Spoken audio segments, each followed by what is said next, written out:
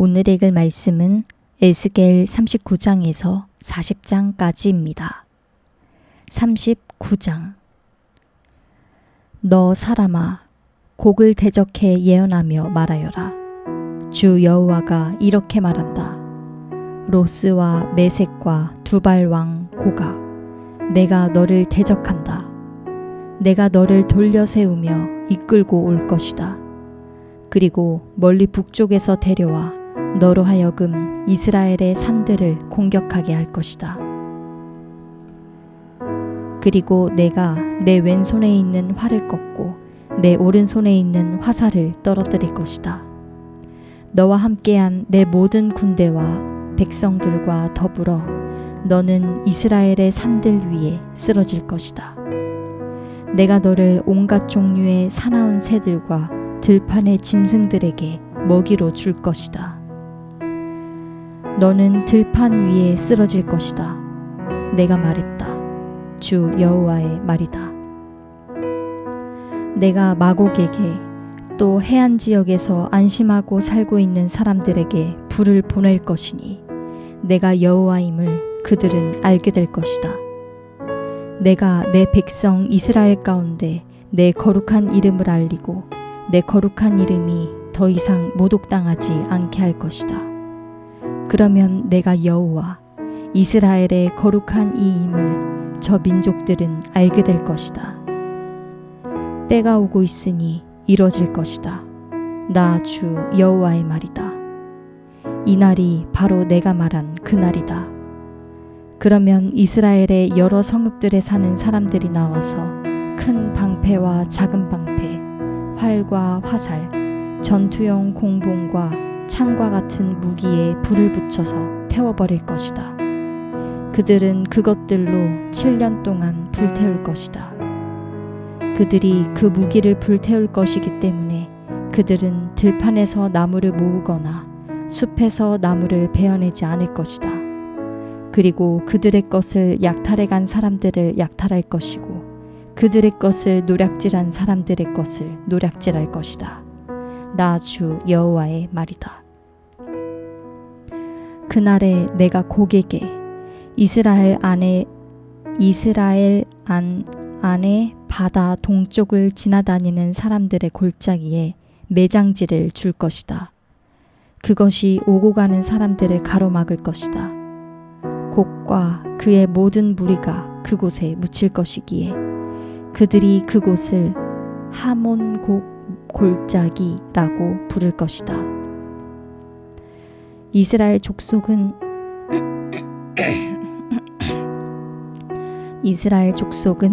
그 땅을 깨끗하게 하려고 7개월에 걸쳐서 그들을 매장할 것이다. 그 땅의 모든 백성은 그들을 매장할 것이다. 그 일로 인해 그들은 유명하게 될 것이다. 그날에 나는 영광을 받을 것이다. 주 여호와의 말이다. 그 땅을 깨끗하게 하기 위해 그들은 계속해서 사람들을 고용해서 그 땅을 돌아다니며 땅 위에 남아있는 것들을 매장할 것이다. 7개월이 끝날 때 그들은 수색을 시작할 것이다. 수색하는 사람들은 그 땅을 돌아다니다가 그 가운데 한 사람이 사람의 뼈를 보게 되면 그는 그 옆에 푯말을 세울 것이며 매장하는 사람들은 그것을 하몬곡 골짜기에다 매장할 것이다. 그 성읍의 이름 또한 하모나라고 할 것이다. 이렇게 그들은 그 땅을 깨끗하게 할 것이다. 사람아, 나 주 여호와가 이렇게 말한다. 너는 각종 새와 모든 들짐승에게 이렇게 말하여라. 너희는 사방에서 모여 내가 너희를 위해 준비한 내 희생제사 곧 이스라엘 산들 위에서 있을 큰 희생제사에 오라. 그곳에서 너희는 고기를 먹고 피를 마실 것이다. 순양과 어린 양과 염소와 황소와 같은 바산의 살찐 짐승들을 먹듯이 너희가 용사들의 살을 먹고 그 땅 왕들의 피를 마실 것이다. 내가 너희를 위해 준비한 희생제사에서 너희는 기름을 배불리 먹고 피를 취할 때까지 마실 것이다. 너희는 내 식탁에서 말과 기마병과 용사들과 모든 군사들과 함께 배불리 먹을 것이다. 주 여호와의 말이다. 내가 저 민족들 가운데 내 영광을 드러낼 것이니 내가 행한 내 심판과 그들 위에 얹은 내 손을 모든 민족이 보게 될 것이다. 그러면 그날 이후에 내가 그들의 하나님 여호와임을 이스라엘 족속은 알게 될 것이다. 그리고 이스라엘의 족속이 내게 신실하지 못했기 때문에 그들의 죄로 인해 그들이 포로로 잡혀갔음을 이방 사람들이 알게 될 것이다. 내가 그들에게 내 얼굴을 가렸다. 내가 그들을 원수들의 손에 넘겨줘서 그들은 모두 칼로 쓰러지게 된 것이다. 나는 그들의 부정과 그들의 범죄에 따라 그들을 대했다. 나는 그들에게서 내 얼굴을 가렸다. 그러므로 나 주 여호와가 이렇게 말한다. 내가 이제 야곱의 포로된 사람들을 돌아오게 하고 이스라엘 족속 모두를 긍휼히 여길 것이며 내 거룩한 이름을 위해 열정을 다할 것이다. 그러면 그들은 그들의 땅에서 안심하며 살고 그들에게 두려움을 주는 사람이 없을 때 그들의 수치와 그들이 내게 신실하지 못했던 모든 배신을 감당하게 될 것이다. 내가 족속들로부터 그들을 돌아오게 하고 원수들의 땅들에서 내가 그들을 불러 모아서 많은 민족들이 보는 앞에서 그들을 통해 내 거룩함을 드러낼 때 내가 그들의 하나님 여호와임을 그들은 알게 될 것이다. 내가 그들을 민족들의 포로로 보냈지만 내가 그들의 땅으로 불러 모아서 그들 가운데 어느 누구도 그곳에 더 이상 남아있게 하지 않을 것이다. 나는 더 이상 내 얼굴을 그들에게서 가리지 않을 것이다. 내가 내 영을 이스라엘 족속에게 부어주었기 때문이다. 주 여호와의 말이다. 40장. 우리가 포로된 지 25년째 되는 해, 성읍이 파괴된 지 14년째 되는 해, 그 해 첫째 달 10일이 바로 그날, 첫째 달 10일 바로 그날 여호와의 손이 내 위에 있어 그분께서 나를 그곳에 데려가셨다. 환상 속에서 하나님께서는 나를 이스라엘 땅으로 데려가 아주 높은 산 위에 세우셨는데 그곳 남쪽으로는 성읍처럼 생긴 건물이 있었다. 그분께서 나를 그곳에 데려가셨는데 청동같이 빛나는 한 사람이 있는 것을 보았다. 그는 모시로 만든 줄과 길이를 재는 막대기를 자신의 손에 들고 성문에 서 있었다. 그 사람이 내게 말했다.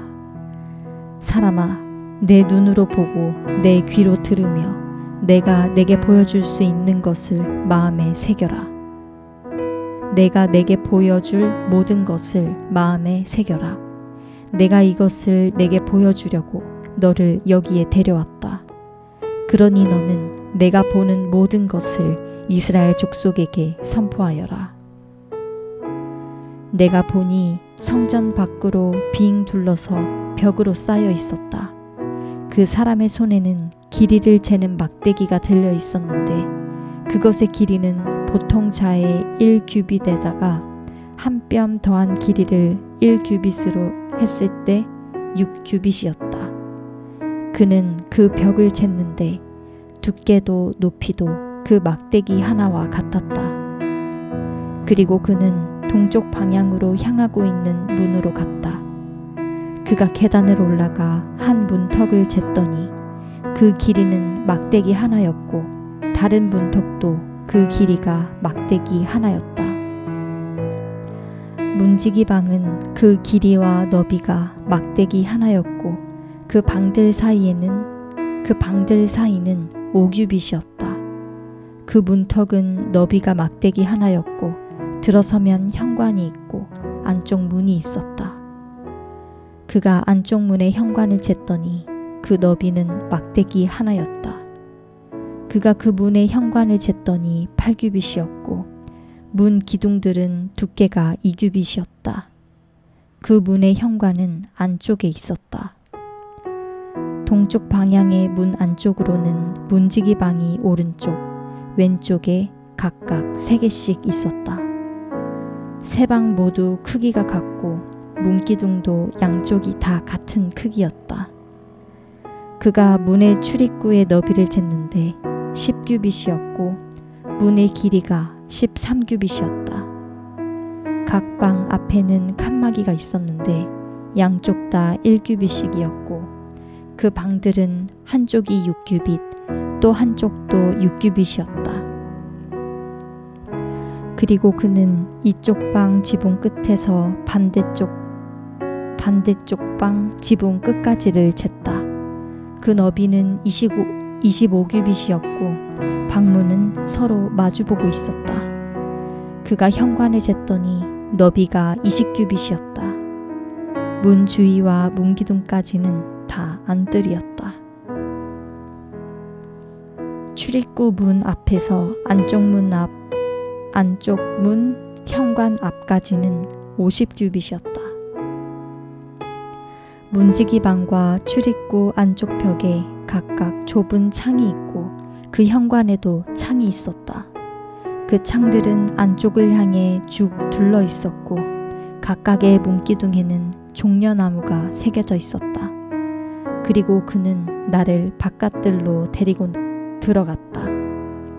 바깥들에는 방들이 있고 그 뜰 전체를 둘러 바닥이 포장돼 있었다. 그 포장된 바닥을 따라서 30개의 방이 있었다. 그 포장은 문 양옆으로 쭉 이어져 그 길이는 문의 통로와 같았다. 이것이 아래쪽 길이었다. 그리고 그가 아래쪽 문 앞부터 안뜰 바깥 앞까지 너비를 쟀다. 그 길이가 동쪽이나 북쪽이나 똑같이 100규빗이었다.